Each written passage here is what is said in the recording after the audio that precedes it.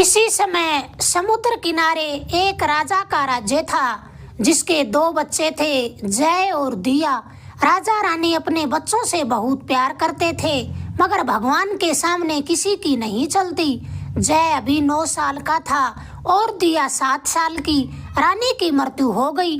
राजा को बहुत दुख हुआ और वह उदास रहने लगा। 2 साल बीत गए। राजा की उदासी बढ़ती रही। साथ में राजा को अपने बच्चों की भी फिक्र खाए जा रही थी। उसने सोचा, अगर मैं दूसरा विवाह करूं तो शायद सब ठीक हो सकता है। अंत में राजा ने अपने जहाजों के सबसे बड़े कप्तान को आदेश दिया कि जहाज में जितना चाहो धन, कपड़े, खाना भरकर दूर दूर जगहों पर जाओ और हमारे लायक कोई राजकुमारी की तलाश करो।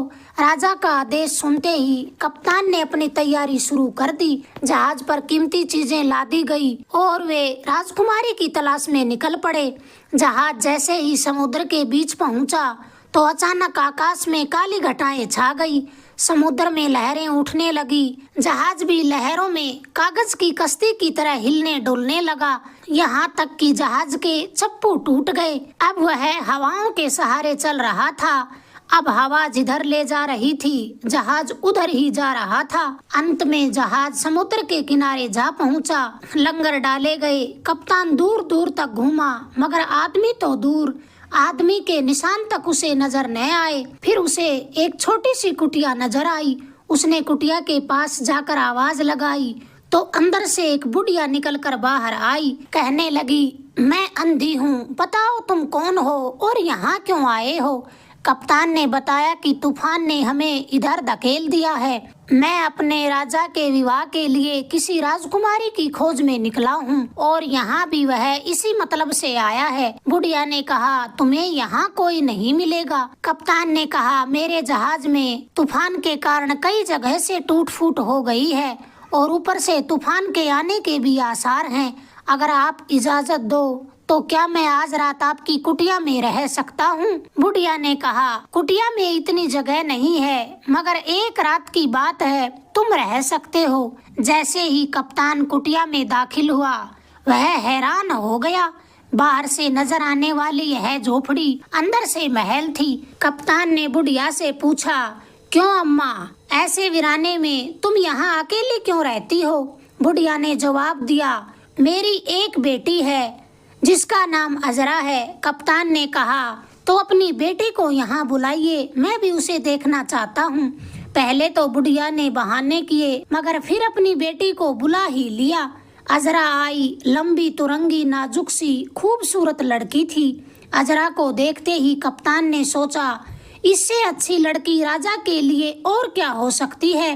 फिर कप्तान ने बुढ़िया से कहा, मैं राजा के नाम से आपसे अर्ज करता हूँ कि आप अपनी लड़की को मेरे साथ भेज दीजिए, इसे हमारे राज्य की रानी बनाया जाएगा।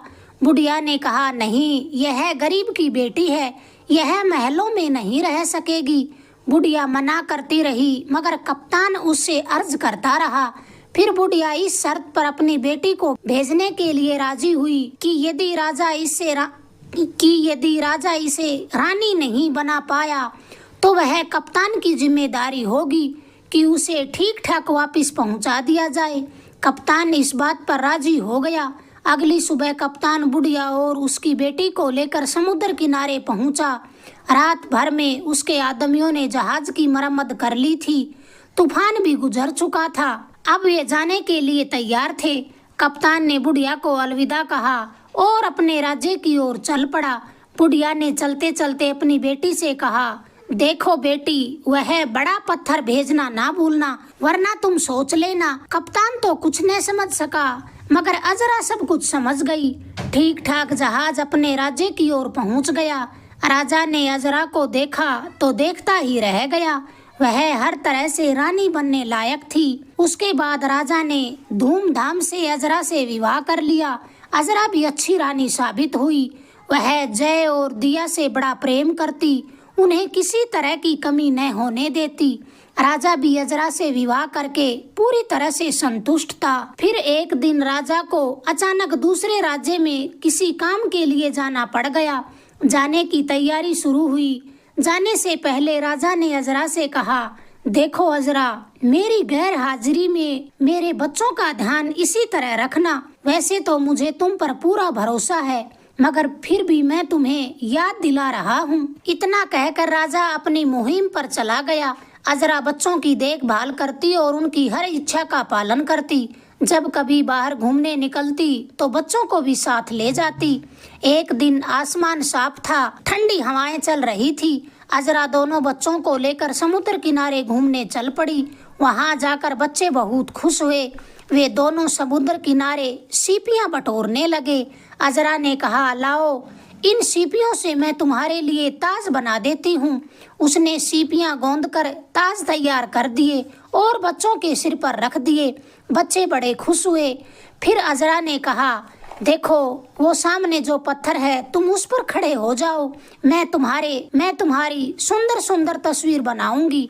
बच्चे खुशी खुशी भागकर पत्थर पर जाकर खड़े हो गए। अजरा ने धीरे से कहा, खुल जा पत्थर। पत्थर अचानक खुल गया और बच्चे उसमें धंस गए। फिर उसी प्रकार से पत्थर बराबर हो गया। फिर अजरा ने उस पत्थर को पानी की लहरों में धकेल दिया। फिर खुद रोती दहाड़ती महल की ओर पहुंची।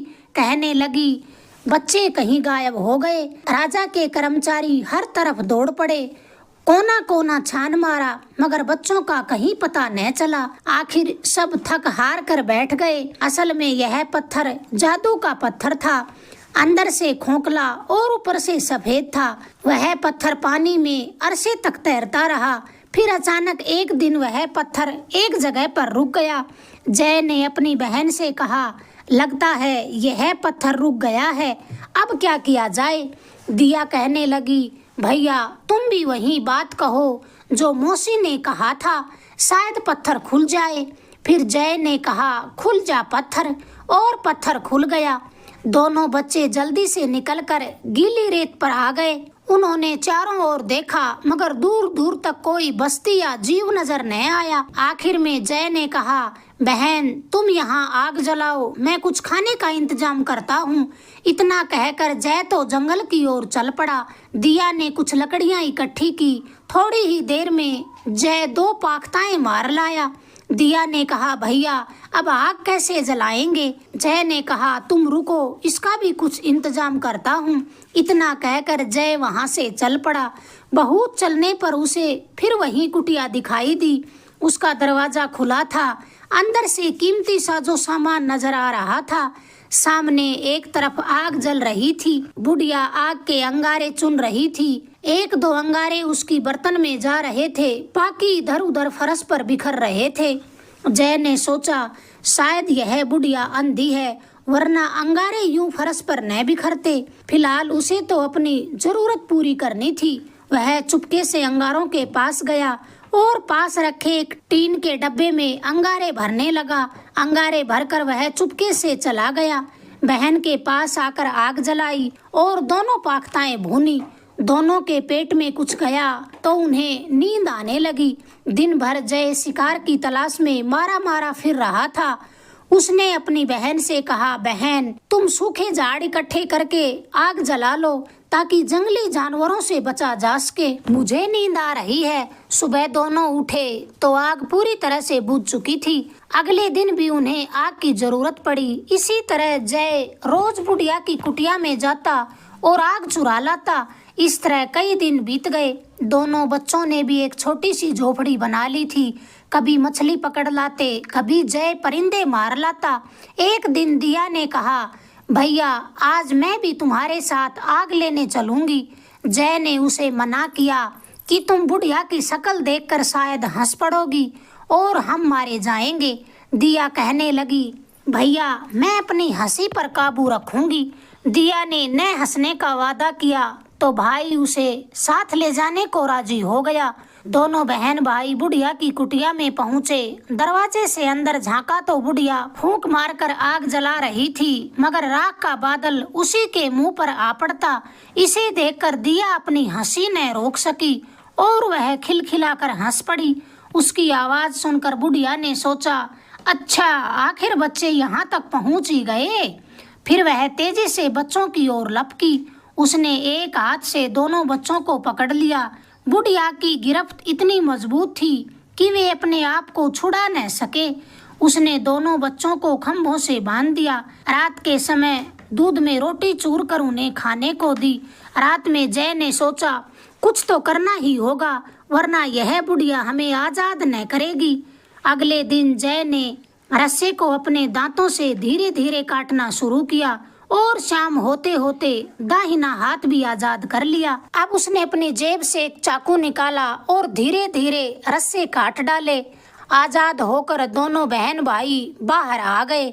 जय ने दिया से कहा, तुम यहीं खड़ी होकर मेरा इंतजार करो। जय फिर कुटिया के सामने जमीन खोदने लगा। जल्दी ही जय वहां पर एक खाई बनाने में कामयाब हो गया। उधर बुढ़िया ने बच्चों की आहट ली तो उसे कुछ सुनाई नहीं दिया।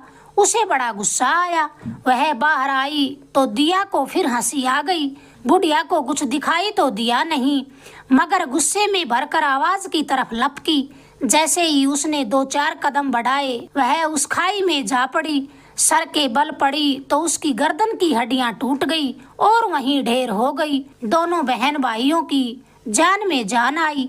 आज रात जय ने आग जलाई तो सुबह उन्हें अंगारे भी मिल गए। बच्चों की नजर हमेशा समुद्र की तरफ लगी रहती थी। एक दिन दोनों बहन भाई समुद्र किनारे बैठे थे, तभी उन्हें देखा कि 3 जहाज दूर से जा रहे हैं। जय बांसुरी बजाने लगा ताकि जहाज का कोई आदमी उसकी आवाज सुन सके। तभी एक जहाज बच्चों की तरफ बढ़ने लगा, जिसमें खुद बच्चों का बाप भी मौजूद था। जहाज से कश्ती किनारे पर भेजी गई। दोनों बहन भाई सही सलामत जहाज पर पहुंच गए। राजा ने हैरानी से बच्चों को देखा और सारी बात पूछी। बच्चों ने भी सारी कहानी अपने बाप को बताई। राजा को गुस्सा आना तो लाजमी था। उसने तय कर लिया था कि रानी को उसके किए की सजा जरूर देगा। महल में पहुंचने पर अजरा ने बच्चों को देखा तो वह राजा के कदमों में गिर पड़ी। उसने बताया कि मेरी माँ की मौत के बाद उसने मुझे कैद कर लिया था। मैं उसके आदेश को मानने के लिए मजबूर थी। वह आपकी पुरानी दुश्मन थी। कई सालों से वह आप या आपके बच्चों तक पहुंचने या उन्हें अपने पास बुलाने के लिए कर्मकांड कर रही थी। मगर जय के पास एक चाकू था जो उसे वहां समुद्र के किनारे मिला था। उसी में उस बुढ़िया की जादुई शक्ति बसी हुई थी।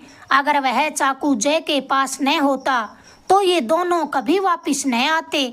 अब आप मुझे मेरे किए की सजा जरूर दें, मगर मैं आपके साथ रहना चाहती हूँ।